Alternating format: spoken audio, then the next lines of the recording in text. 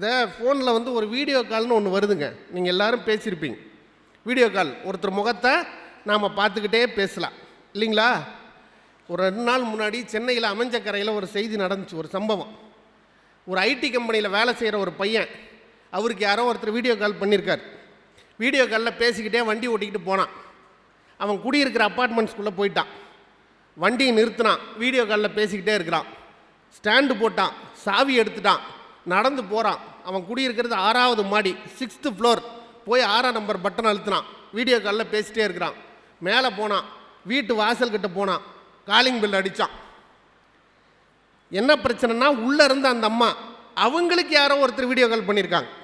இவன் எப்படி யாரோ ஒருத்தர்கிட்ட பேசிட்டு போனானோ அந்த அம்மாவுக்கு யாரோ ஒருத்தர் வீடியோ கால் பண்ணியிருக்காங்க. அந்த வீடியோ காலை பேசிக்கிட்டே அந்த அம்மா வந்து கதவு தாப்பால் திறந்து விட்டு போயிடுச்சு. இவன் வீடியோ காலில் பேசிக்கிட்டே போய் சட்டை கழட்டி, பனியன்லாம் கழட்டி, லுங்கி மாற்றிக்கிட்டு, முகமெல்லாம் கழுவிட்டு வந்து சாப்பிட்றதுக்கு உட்காந்துட்டான். எங்கே? டைனிங் டேபிளில். அந்தம்மா போய் தோசைக்கல்லில் தோசையை ஊற்றி சட்னி அரைச்சி எடுத்துகிட்டு வந்து டைனிங் டேபிளில் வச்சிருச்சு. அந்தம்மா கையில் ஒரு ஃபோனு, வீடியோ கால். இவன் கையில் ஒரு ஃபோனு, ஒரு வீடியோ கால். 2 பேரும் பேசிக்கிட்டே இருக்காங்க. இப்போ முதல் சாப்பாடு வாயில் வைக்கணும். ஒரு தோசை இப்படி எடுத்து சட்னியில் தொட்டி இவன் வாயில் வச்சான் பாருங்க. அப்போ தான் இவனுக்கு ஒரு விஷயம் தெரிஞ்சுக்குது, நம்ம வீட்டில் சட்னி இவ்வளவு டேஸ்ட்டாக இருக்காது அப்படின்னு. நிமிந்து பார்த்தாங்க. இவன் சாப்பிட்டு இருந்தது பக்கத்து வீடு. தோசை ஊற்றி கொடுத்தது வேற வீட்டுக்காரரோட பொண்டாட்டி. சாப்பிட்டுட்டு இருந்தவன் வேற அம்மாவுடைய புருஷன். ஒருத்தர் பார்த்துக்கிட்டாங்க. அடுத்தது என்ன செய்யறதுன்னு தெரியல. இந்த நேரம் பார்த்து காலிங் பெல் அடிச்சுது. ஒரிஜினல் வந்துட்டான். அவனுக்கு யாரோ ஒருத்தன் வீடியோ கால் பண்ணியிருக்கிறான். அவனும் அதை பேசிக்கிட்டே உள்ளே வந்தான். உள்ளே வந்து பார்த்துட்டு அவன் சொன்னாங்க, சாரி சார், வீடு மாறி வந்துட்டேன்.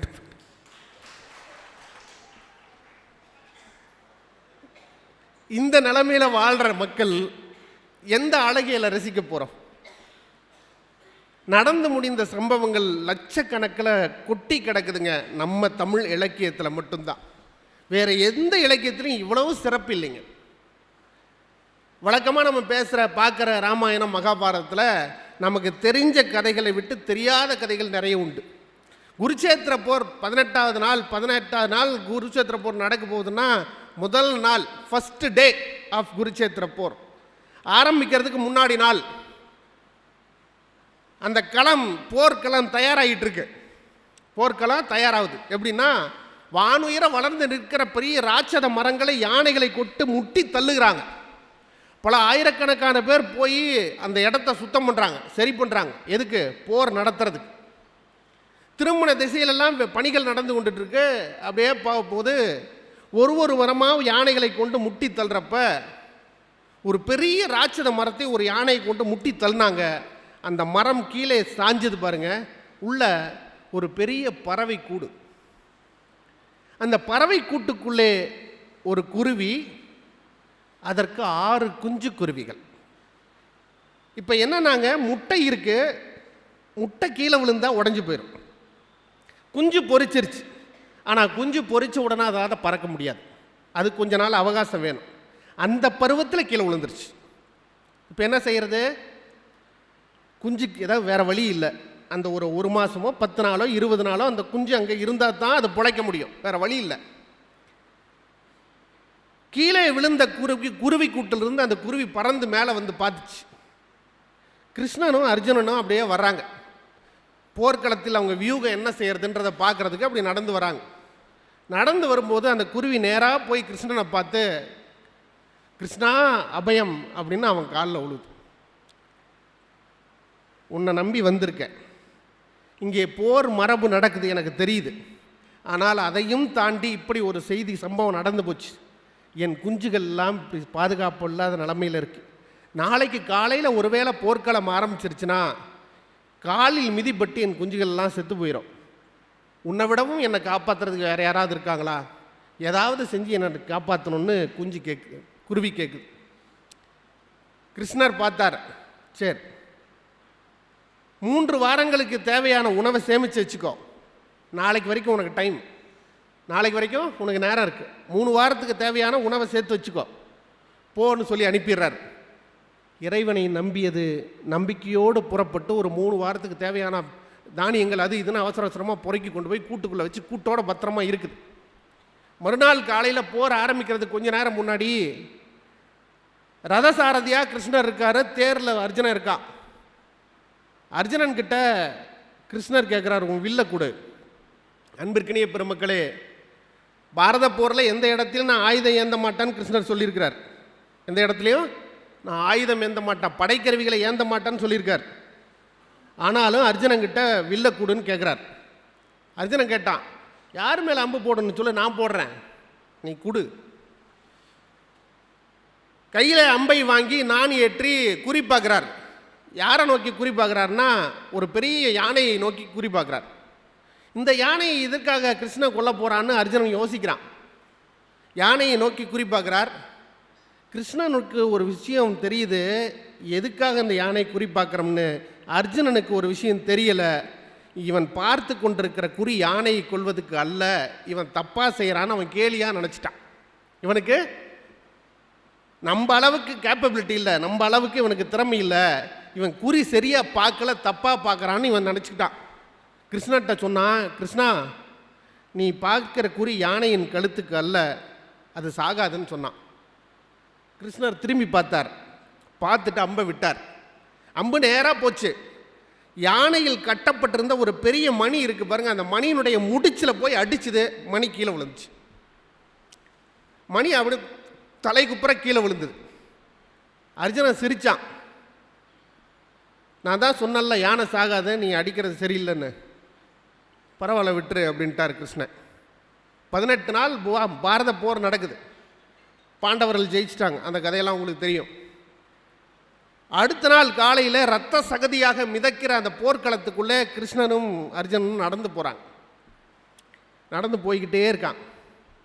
ஒரு குறிப்பிட்ட இடத்துக்கு போய் நிற்கும்போது கிருஷ்ணர் சொன்னார், அங்கே கீழே கிடக்கிற அந்த மணியை தூக்கு அப்படின்னு அர்ஜுனர்கிட்ட சொன்னார்.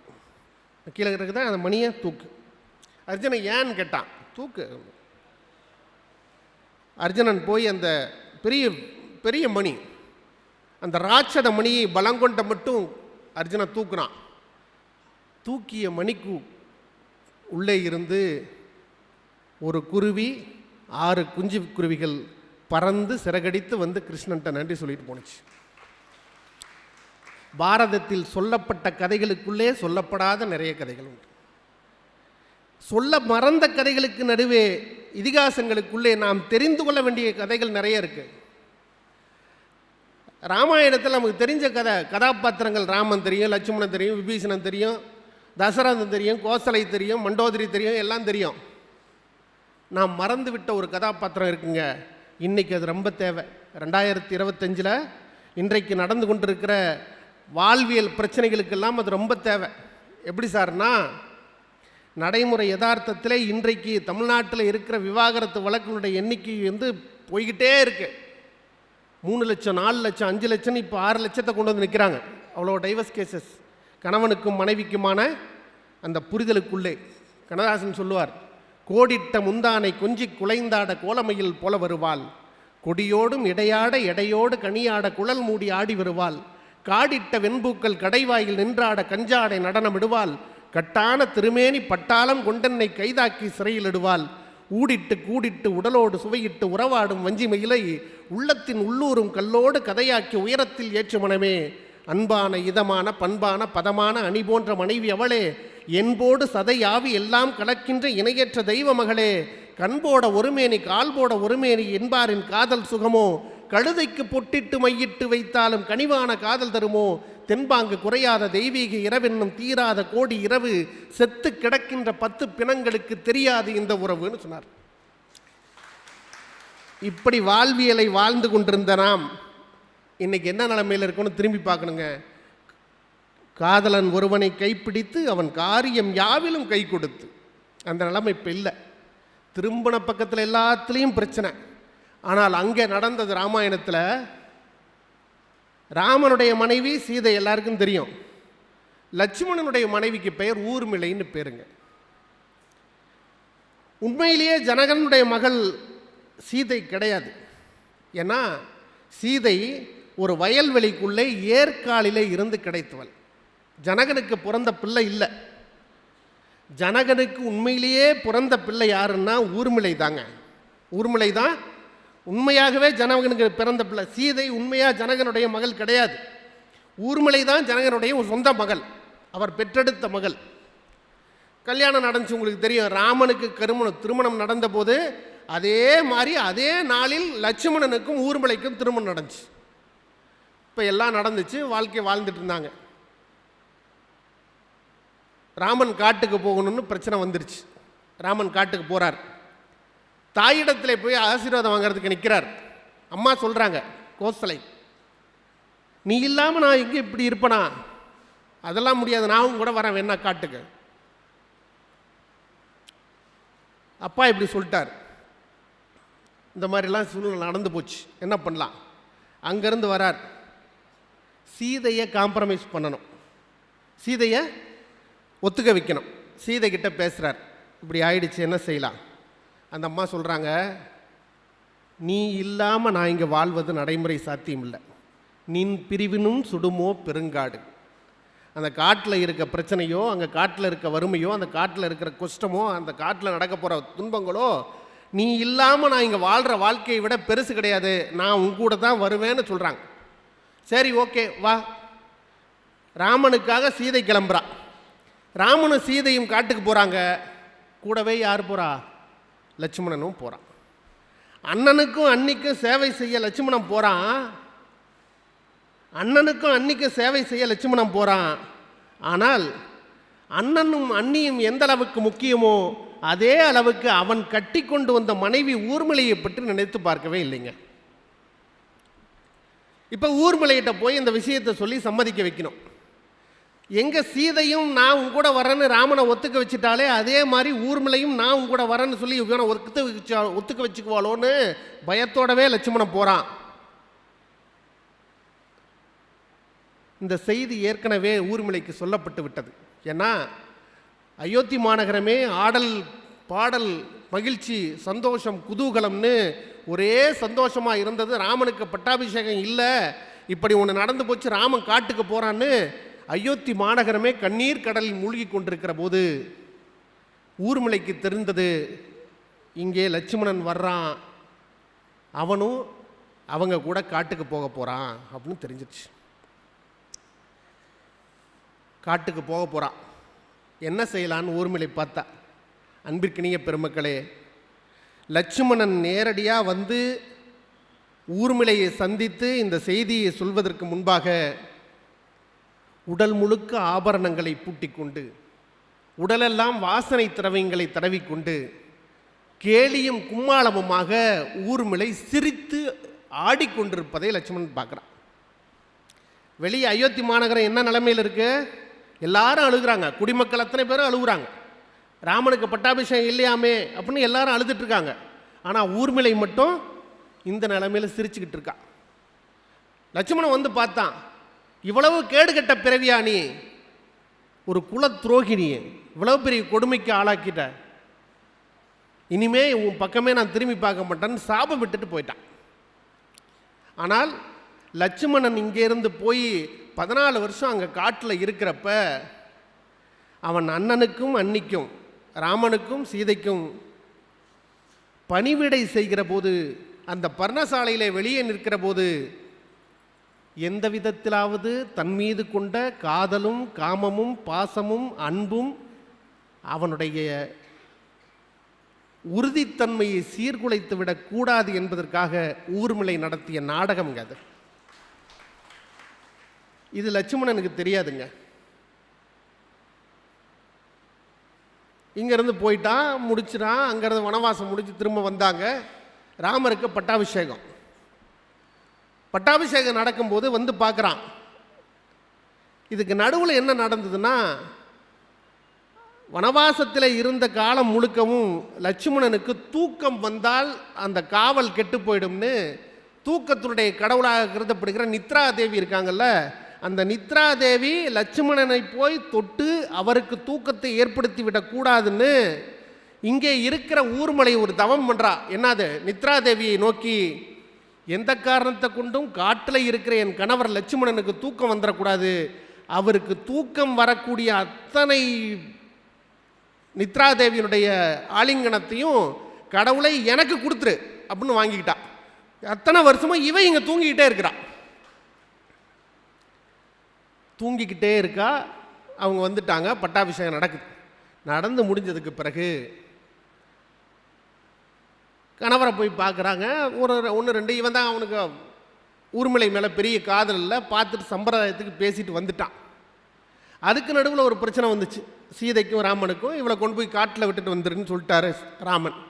இப்போ காட்டில் விடுறதுக்கு லட்சுமணனை கூட்டிகிட்டு போகிறான். காட்டில் விடுவதற்கு லட்சுமணனை கூட்டிகிட்டு போகிறான். போய்கிட்டே இருக்கான். சீதை சொன்னான், ஒரு சம்பவம் நடந்துச்சு. என்ன? நேற்று நான் ஊர்மிளையை பார்க்க போனேன். என்ன ஆச்சு? ஊர்மிளை சொன்னா, எந்த விதத்திலாவது ராமனுக்கும் சீதைக்கும் நீ செய்கிற பணிவிடையில் ஏதாவது ஒரு பின்னடைவு ஏற்பட்டு விடக்கூடாது என்பதற்காக அப்படி ஒரு வேஷம் போட்டு உங்ககிட்ட இருந்து கெட்ட பேரை சம்பாரிச்சுக்கிட்டான்ற செய்தி லட்சுமணனுக்கு சீதை சொல்லித்தாங்க தெரியும். சீதை சொன்னா, லட்சுமணன் புரிஞ்சுக்கிட்டான். திரும்ப வந்தாங்க. திரும்பவும் பட்டாபிஷேகத்துக்கு உண்டான ஏற்பாடெல்லாம் நடந்து அந்த இது குழப்பங்கள்லாம் முடிஞ்சதுக்கு பிறகு அவையிலே இருக்கிற அத்தனை பேரையும் வைத்து கொண்டு சீதாதேவி சொன்னாங்க ஊர்மிளைகிட்ட, இத்தனை பெரிய ராமாயண காப்பியத்திலே நாங்கள் எல்லோரும் ஒவ்வொரு வகையிலே பெரியவர்கள் என்று நினைத்து கொண்டிருந்தாலும் உள்ளபடியே நியாயத்தின்படி, தர்மத்தின்படி, சத்தியத்தின்படி யார் மிக உயர்ந்தவர் என்றால் ஊர்மிளை 1000 சீதைக்கு சமம்னு சொன்னாங்க. ஊர்மிளை 1000 சீதைக்கு சமம். அந்த தியாக உணர்வு